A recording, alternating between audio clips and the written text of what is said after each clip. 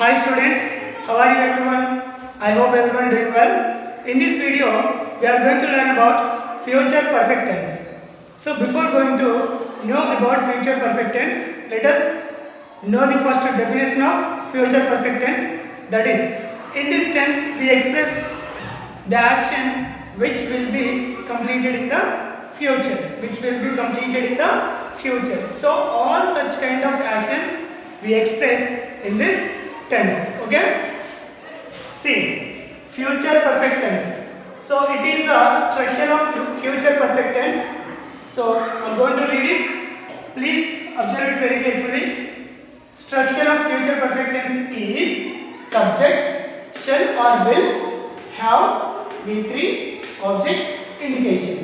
Dear students, one thing very important what we notice here we are getting only have, but we don't have any has helping verb in this tense.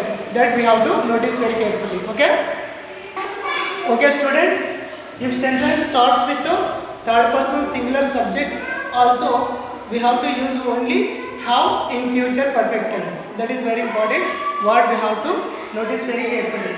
So here the examples already I have written on the board. Let us discuss about that. First example, she will have finished her work by this time tomorrow. So basically she will have finished her work by this time tomorrow. So in this example we are discussing about her what she will finish. So definitely she will have finished her work by this time tomorrow. So this action is going to be happen by this time tomorrow exactly. So that's why we have to understand that. So this kind of expressions we express in this tense, future perfect tense. Okay. So it is assertive sentence, positive statement, and negative. She won't have finished her work by this time tomorrow. It is assertive sentence, negative. Will she have finished her work by this time tomorrow? It is interrogative, positive statement. Won't she have finished her work by this time tomorrow? So it is interrogative, negative statement. So of course I think you don't need more explanation about all this because you listen tenses many times in the previous videos. So I hope you can definitely get idea about everything what I have written on the board. Okay. Now second example, I shall have learned that question and answer tomorrow. So basically this action also going to be happen tomorrow, and it is describing the completion of an action in the sentence. So I shall have learned that question and answer tomorrow. Exactly tomorrow I definitely finish that work. So that is confident. So we are expressing that idea in this tense. I won't have learned that question and answer tomorrow. So why did I use won't here? Of course you can definitely know that. So I already explained that in simple future tense. So if we want to express a negative feeling, definitely we don't use shalln't.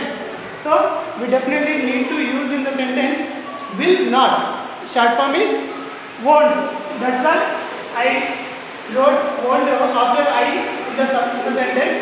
I won't have learned that question answer tomorrow. Next, it is interrogative. Assertive sentence, negative. Shall I have learned that question and answer tomorrow? It is interrogative, positive statement. Won't I have learned that question and answer tomorrow? It is interrogative sentence, negative statement. Okay students, I hope you can definitely get idea about everything in future perfect tense. So this is future perfect tense. In future perfect tense we will express the action which will be completed in the future. Definitely we will express in this tense the action which is going to be happen in the future, but in this tense particularly we express the action which will be completed in the future, that kind of all actions we will express in this tense. Okay students, so please take a good practice and don't forget to note down in your notebook. Okay students, now we are going to discuss about future perfect continuous tense. It is 12th tense in tenses, and with this we are going to complete our whole tenses in English. Okay.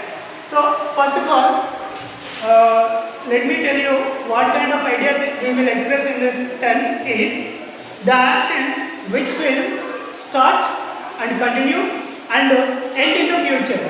So the action which will be start in the future and it will continue sometime and also it ends in the future. So such that kind of all actions we express in this tense, future perfect continuous tense. Okay, so it is the structure of future perfect continuous tense. Structure of future perfect continuous tense: subject shall or will plus have been plus before verb form plus object plus indication. So once again I am repeating the structure of future perfect continuous tense: subject shall or will plus have been. After that be for verb form, then object and indication. So now look at the first example. I shall have been going to school tomorrow. So basically this action going by him will start tomorrow and continue tomorrow and also it ends in the tomorrow. So everything happens in the future by I subject in the sentence. Okay students? So I won't have been going to school tomorrow. It is assertive sentence, negative expression. So shall I have been going to school tomorrow? It is interrogative positive sentence. Won't I have been going to school tomorrow? It is interrogative negative expression. It is interrogative negative expression. So dear students, once I would like to repeat the definition of this tense. In this tense we will express the action which will start and continue and ends in the future. So all that kind of actions we will express in this tense. Okay, now let me explain you second example. Okay students, it is second example. Pawan will have been talking to me in the next week. So it is expressing the action which will start in the future and continue sometime in the future and ends in the future. So it is we considering as a future perfect continuous tense example and a sentence. So it is assertive sentence positive. Pawan won't have been talking to me in the next week. It is assertive sentence negative. Will Pawan have been talking to me in the next week? It is interrogative positive statement. Won't Pawan have been talking to me in the next week? It is interrogative negative statement. So dear students, with this we are completing all tenses in English what we have. So please note down everything in your notebook and maintain with a neat handwriting. And if you don't understand anything, please ask me in our group. Definitely I will make video about that definitely. So hope you can definitely enjoy and you understood everything what I explained about tenses in English. Okay dear students, so once I would like to remind you, that is, if you want to communicate with everybody with the right formation of a sentence and proper language, if you want to use with anybody, definitely you need tenses. Tenses are very important for make good communication with anybody. So, and also tenses help us to solve many number of other grammar topics in English. So that is the importance of tenses. So please learn them very carefully and take a good practice with the more examples by yourself. Then only you will get idea about all tenses in English. Because I have already explained everything in our classroom, but once again I explained everything in videos. So please, hope you can definitely understand. And if you get any doubt, go with your notebook. Definitely you will get idea about that. Okay now? Thank you very much for watching this all videos about tenses.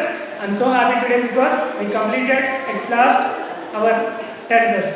So we'll meet again in our next video. Until then everyone, keep smiling and keep learning. Okay, have a nice day everyone. Thank you.